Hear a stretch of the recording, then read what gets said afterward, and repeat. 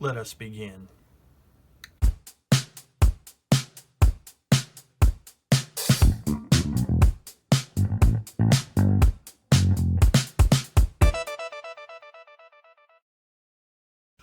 Hi everybody, and welcome back to Plastic Models by Regular Dude and part 2 of the Monogram 148 scale B-17 for the Chatterbox attack bomber aircraft group build. So before I get going too much, I will just let you know that I'm going to leave a link on the end screen of this video if you want to check out what the aforementioned group build is all about. So let's get cracking on the build.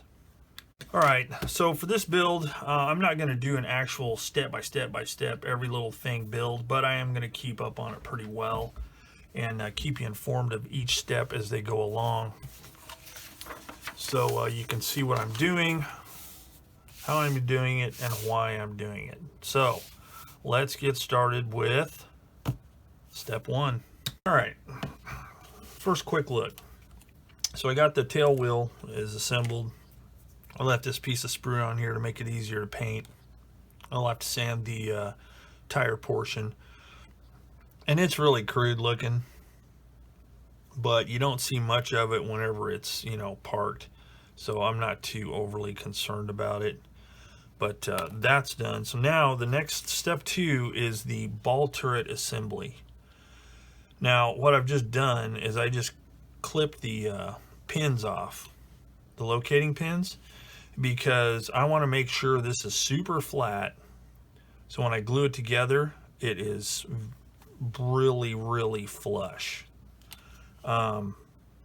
because I want to kind of try and minimize the amount of work that needs to be done. So what I'm doing is I'm not going to do it on here because it's not quite a hard enough surface that I want, but I'm taking each side and I'm sanding like this to get them perfectly flat and smooth. I've already done it on this side here, and part of the reason I'm doing it is because on these edges right here on this curve there's some protruding ejector pin marks, and I could clean those off, but I just want to make sure it's really super flat. So I'm going to work on that, and then I'm going to have to figure out how I'm going to fix these this part right here, and you know, because it's got kind of a lip, to make sure it's smooth. And then I'm gonna have to figure out how to mask this thing. So I'm probably gonna have to create my own masks for it, because if there's a set of masks out there somewhere in model land, I'm not finding them.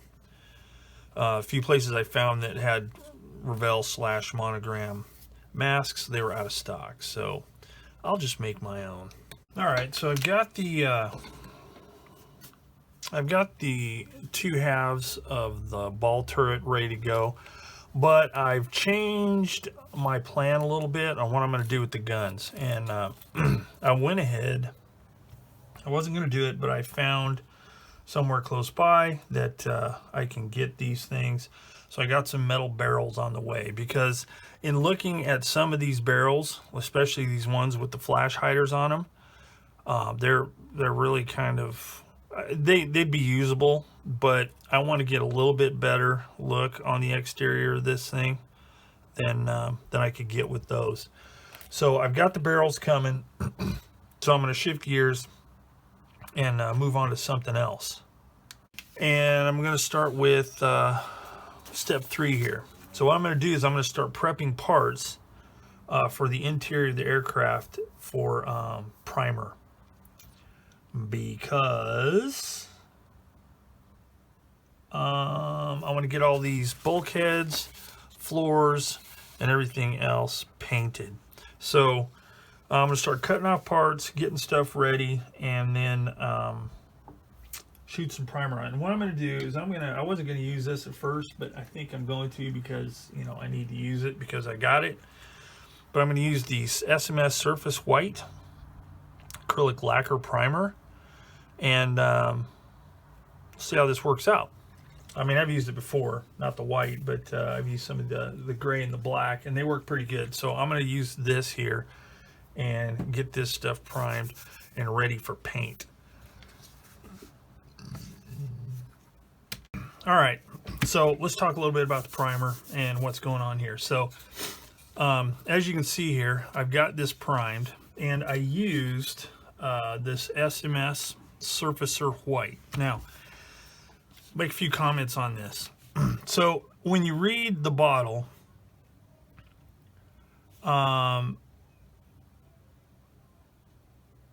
it says here, surface primer has been formulated for airbrush use and contains a talc-based sandable filler. So in using this stuff, and just over time, I've come to a realization for myself, I think this is best something for actual exteriors or large areas that you've done sanding and there might be fine scratches that need to be filled. As just a general primer, I'm not, for myself, I'm not thinking this is the best solution. This works great, don't get me wrong, but it is a little bit textured, okay? Now, I don't think I'm spraying it wrong.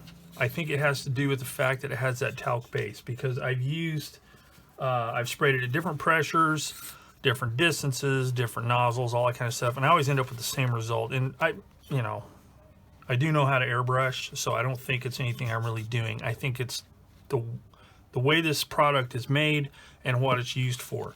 So if you take something as simple as a paper towel and rub on it, it'll smooth it out. It'll get rid of that bit of texture. But anyway, that's my first observation on this stuff. Second observation, why am I priming in white? Well, because I'm going to be using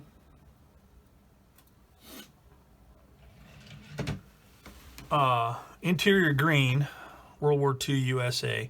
Now this looks really yellow right now, but it's because it's not mixed up. When you mix it up, it's more of a green color, like a dull,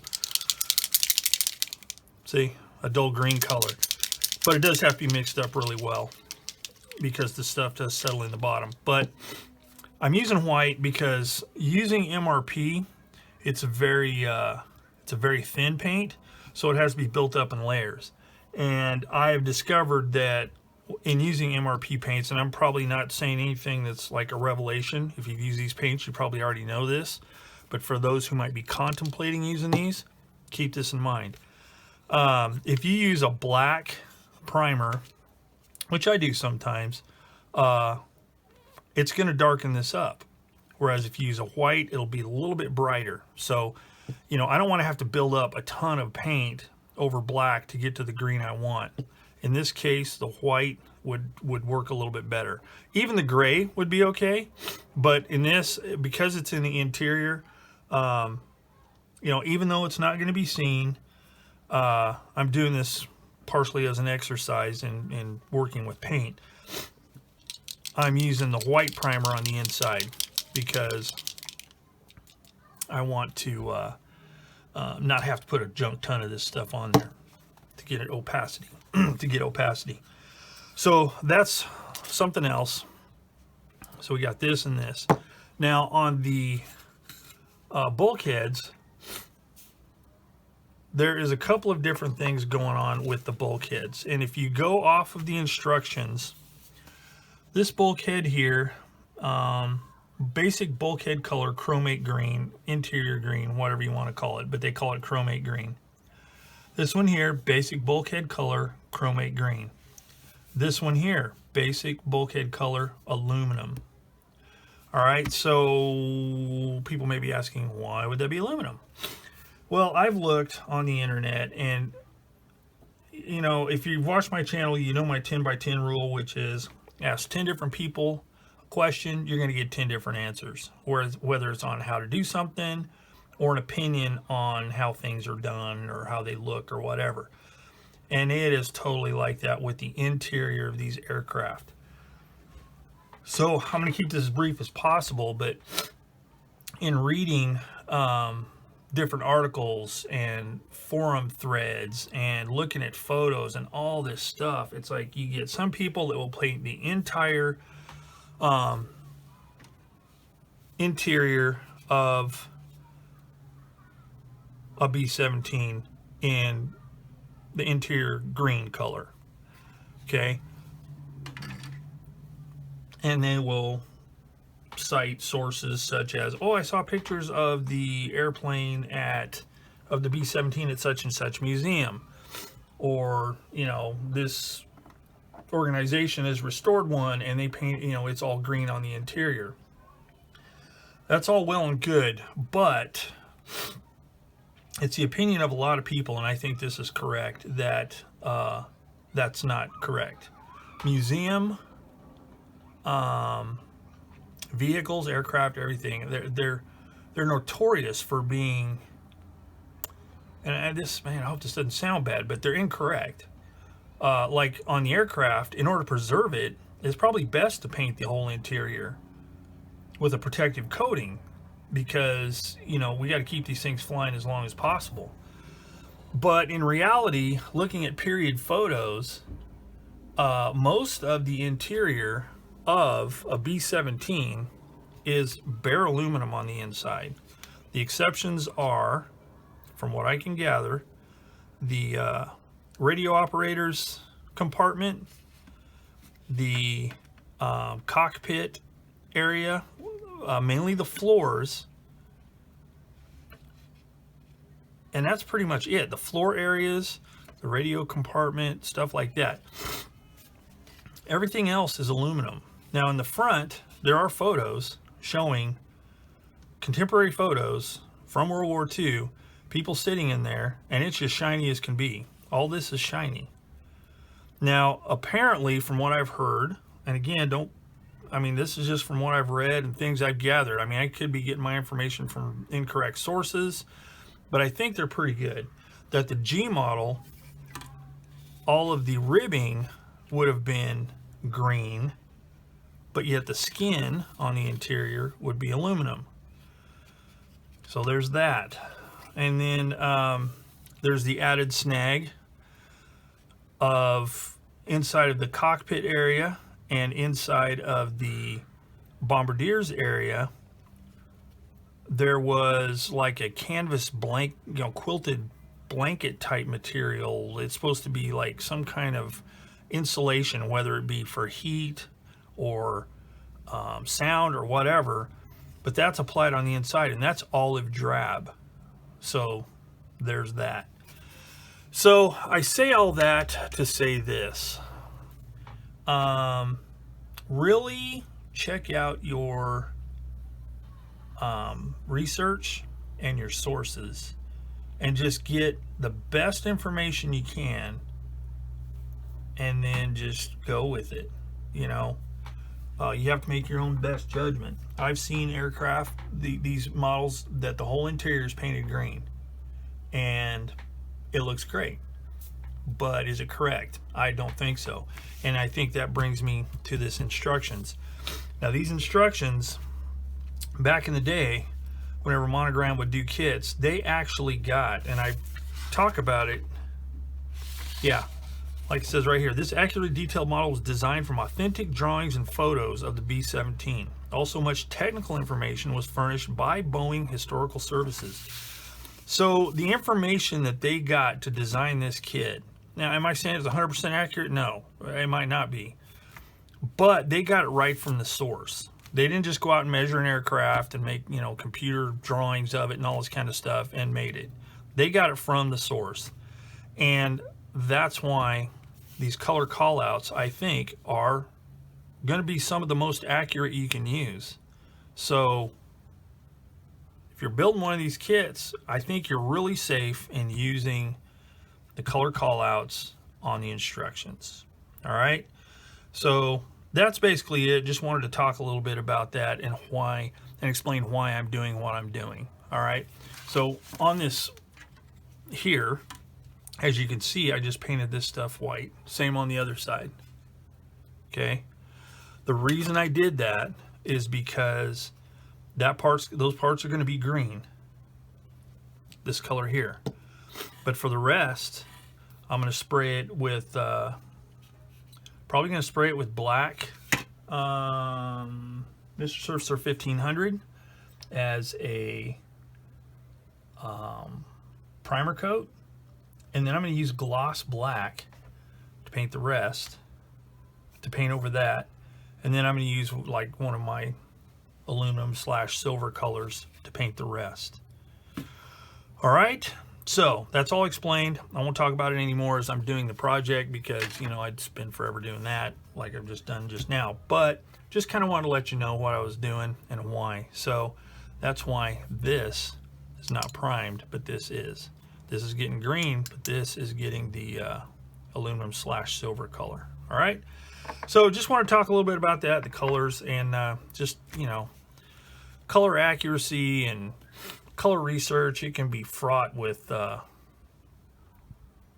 frustration, and it can be, but you know, it's kind of fun in a way if you can finally get a definitive answer. But anyway, there it is.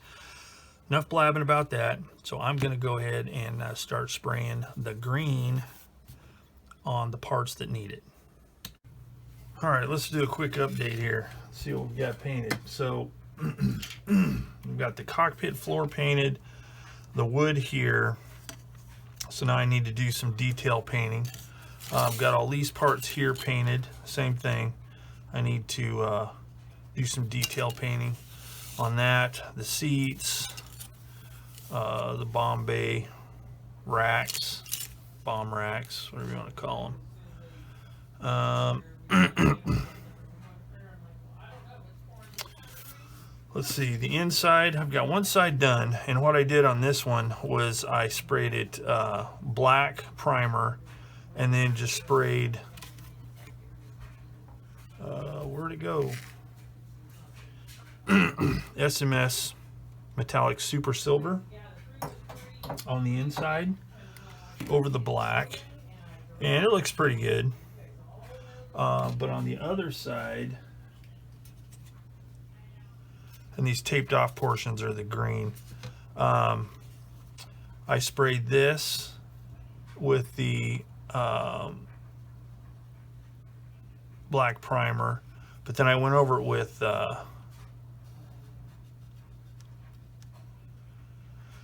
Tamiya X1, which is gloss black, and it's not real glossy, so I think I'm gonna have to go over it again. I don't think I let the underneath dry long enough, but anyway, I got that. See, this one's a little bit glossier here. It looks a little bit better, but I just want to do it to compare it to see how it looks from one side to the other. Then I've also got a bunch of other parts painted here. The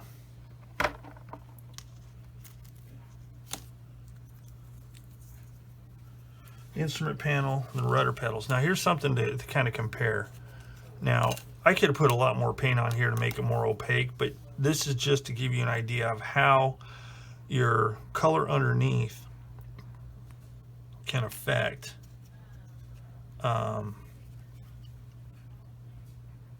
the color on top. So this had white, this had black, and this is a bit darker, quite a bit darker, and I put about the same amount of coats on it. I didn't do any kind of scientific thing, but you can definitely tell a difference. Now, something else I want to point out is on this, I had used the white SMS surfacer, and there's a bit of texture on there. On this, I used Mr. Hobby, or Mr. Color, Mr. Hobby, the 1500. Yeah, Mr. Hobby 1500 black finishing surfacer, and it is way smoother. Now again, I want to clarify, after I mentioned it last time, I'm not saying there's anything really wrong with the SMS surfacer, but I do think it's better for exterior surface stuff, like large areas where you want to smooth things out. But there is definitely a texture to this. I use the same pressure, everything else, and this is just, it's just rougher. So just something to think about when working on these things. But I I do like the way this turned out. So that's ready to detail paint. I've got the floor here. This is the navigator, or is it navigator? No, radio operator. His little table. I think it's the radio operator. I don't know, somebody's little table. And I sprayed that with SMS German Brown, which is a good base for wood grain, because I'll go over it once I paint this, the other parts of this black and whatever I need to paint. I'll use one of my brown enamel washes and paint that on there, and then wipe it off, and it should fill in the texture really well. Now, another thing I did do was I sprayed this edge silver, because in looking at photos, it looked like this plywood top had like a metal edge on it, probably to protect it, keep from splintering and stuff. And I did the same thing on this. So then I just need to paint the green underneath. So I got those done. I sprayed the inside of the wheel wells. This bulkhead here is silver with a olive drab armor plate. So I got that. So now I'm ready to start brush painting and doing some detail painting. So I'm going to work on that for a little bit, and then I'll be able to come back and we'll take a look and see where we are. Okay, imagine me giving and heaving a mighty sigh. So here's the deal. So I've got a lot of this stuff done, but in trying to research colors and details for these aircraft is phenomenally infuriating and interesting at the same time. So, you know, you go off the instructions and it says one thing, and you look at pictures, it shows another thing. You look at research, it shows. It's like it's really tough sometimes. But I did find a resource that's pretty good, and it's called let me see if I can find it here, but it has a good lot of, it's called the B-17 Flying Fortress Scale Modelers Workshop on Facebook. Now, it's just like any other source, especially internet source. There can be some good information, and then I'm sure there's some questionable information. You know, you can pose a question and you'll get, you know, it's my 10 by 10 rule. You ask 10 people and you're going to get 10 different answers. They might be similar in general, but then there's details that are different. However, they have some really good files at the top of their page that you can link to that has actual photos of the inside of B-17s, and then other written information directly from the source. So that's really good. So I ran across a few things. For example, a lot of photos show this floor right here behind, or right where the cockpit seats are, the pilot and co-pilot seats, as wood. Yet the instruction says all floors are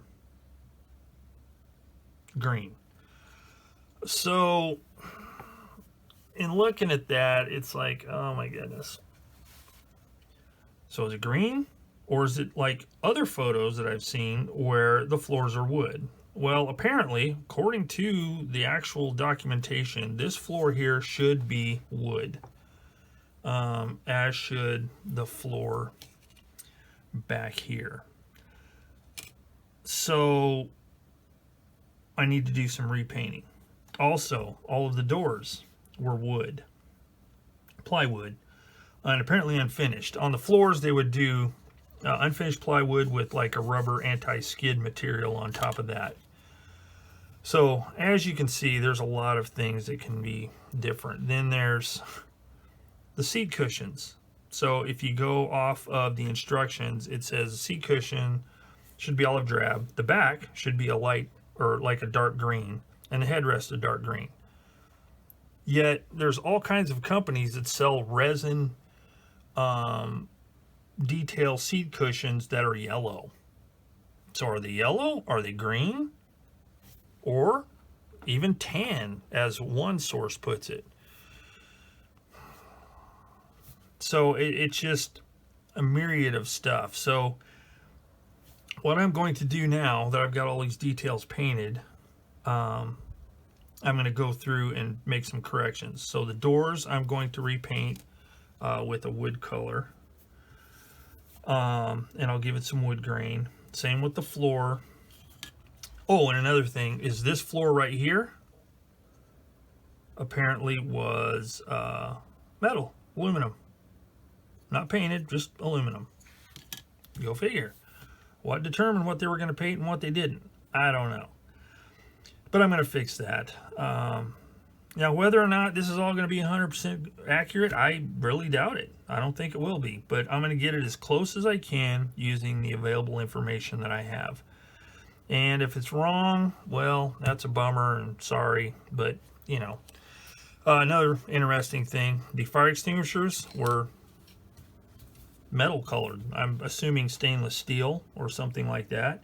And there are actually photos of or illustrations of the actual fire extinguishers used in B-17's period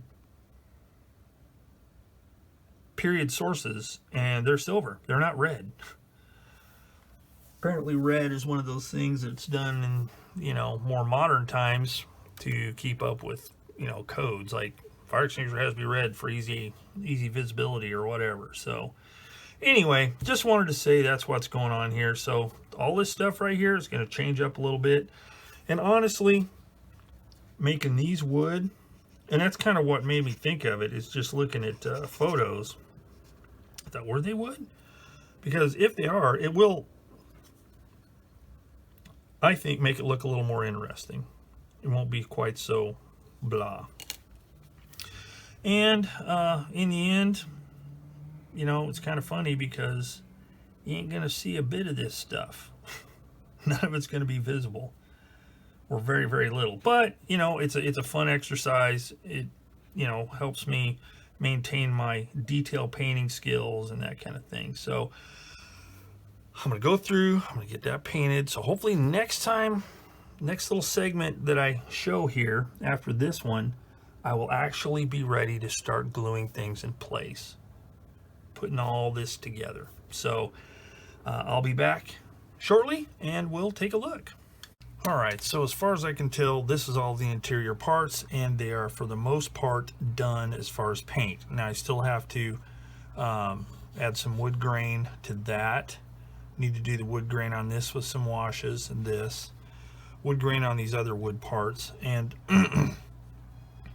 one other thing, I found out that this floor was wood, and this part right here was bare metal. So you know, now some of this may be totally wrong as far as quote-unquote accuracy, but you know what, I'm going with what I got. I found a good resource on Facebook called the B-17 Modelers Group, something like that. They have some really good files. I think I mentioned it in the last little segment. Really good files of actual documentation and stuff like that. Some good photos, period photos and stuff like that. So there you go. Seats, for example, green, yellow, even tan. So I went with the instructions and just went with the green. I thought yellow might be a bit harsh, but again, don't know if it's right, but that's what I did. So this stuff is all ready to go as far as starting to assemble. I think before I start assembling it, I may do some weathering first, with just some, keep it real simple, some basic washes. Like on the dark, on the black stuff, I will use like a tan, or very, very light gray, I should say, wash using, you can see I've done it on this part here and on this part here, just to make the dials pop out a little bit. I wasn't about to do any kind of, you know, trying to paint that stuff. And it said white, and in all the photos I've seen, the the gauges are actually black with white hash marks and pointers and stuff. So I figured this would do a good enough job, especially since it's going to be completely invisible. So I'm going to use this on the black stuff, and then on the rest I will, or on the dark green stuff, I will use one of my brown washes. So like, say for instance, dark brown wash for green vehicles is probably what I'll use. Or I might use Africa Core wash. That may be a little bit brown, but we'll see. I'll use one of the two. And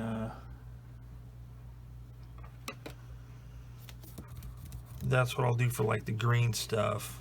And then for these, I will definitely use a brown wash. So like brown wash for German dark yellow.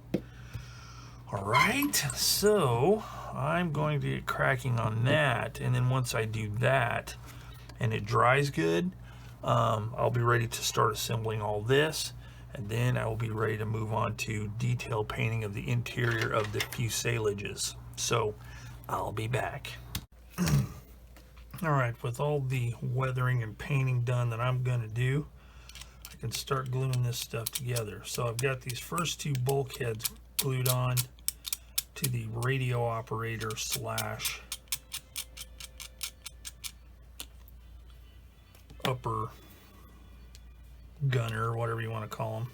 That's done. So I'm going to start gluing all this stuff together, and if I run across anything I think I need talking about, then I will certainly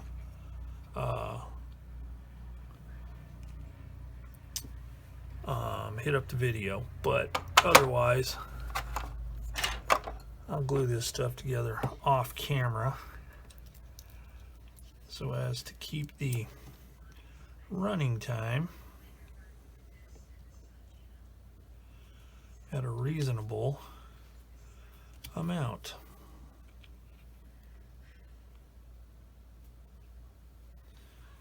All right, so well, that's that part done.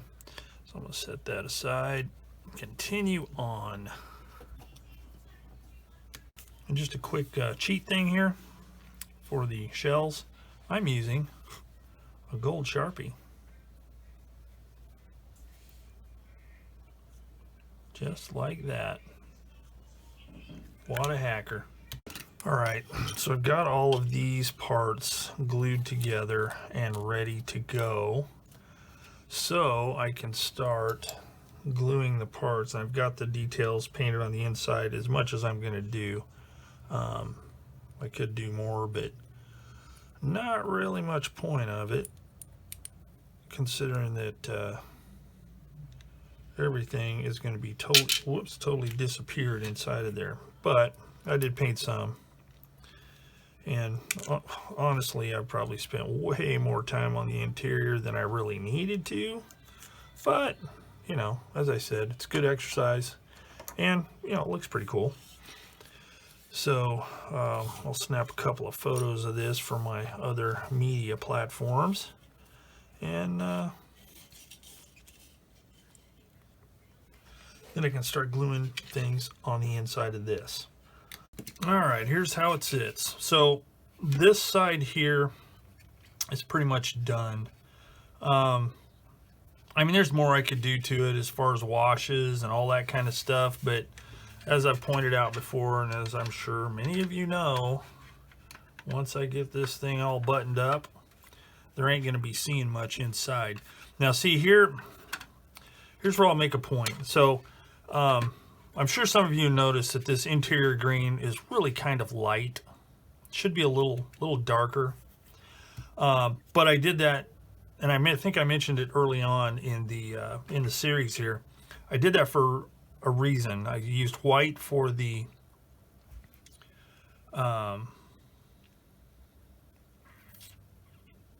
primer, and then I laid the interior green over top. And because I used white and I didn't really try for a really opaque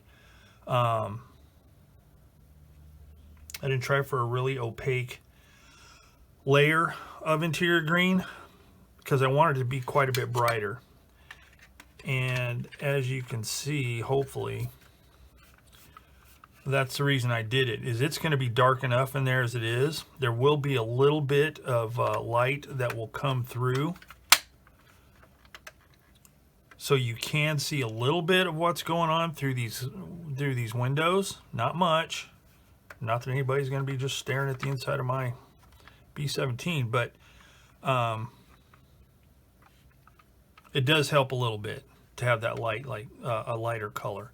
So that's the reason why I did it, and I think I pulled off what I was trying to do.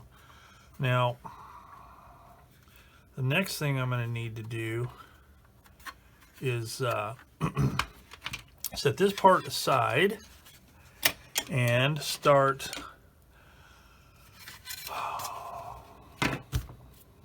putting stuff in here. Real quick, one thing I did do, and I wanted to make a note of, is I glued the machine gun in, but there is no barrel. It has been pre-drilled and test fitted with one of the master, or one of the, whatever, I can't remember the name of it, the brand. Yeah, Master. Machine guns, brass. Very nice, by the way, but they're pre-drilled for that. So what I'll be able to do is I'll be able to do all this work, and then one of the very last things I'll do is glue those barrels in, and I don't have to worry about it getting knocked off or broken or anything else. So there's that.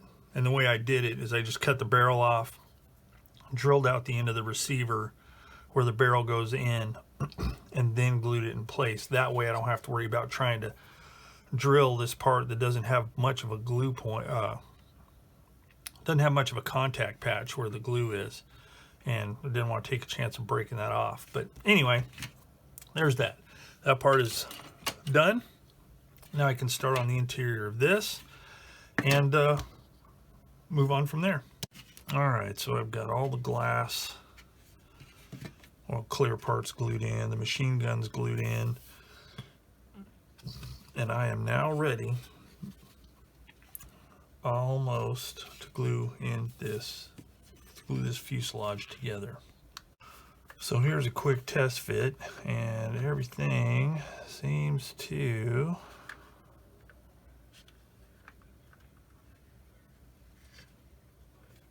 fit okay.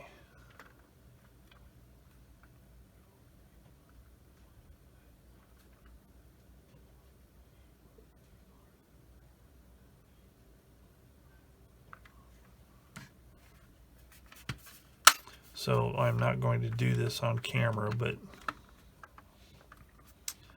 my usual procedure for doing fuselages is to do sections at a time, so everything glues together nice and straight, or at least as straight as I can get it, to kind of minimize the amount of sanding and scraping and all that I've got to do. So I think what I'm going to do, I think I might start here in the middle.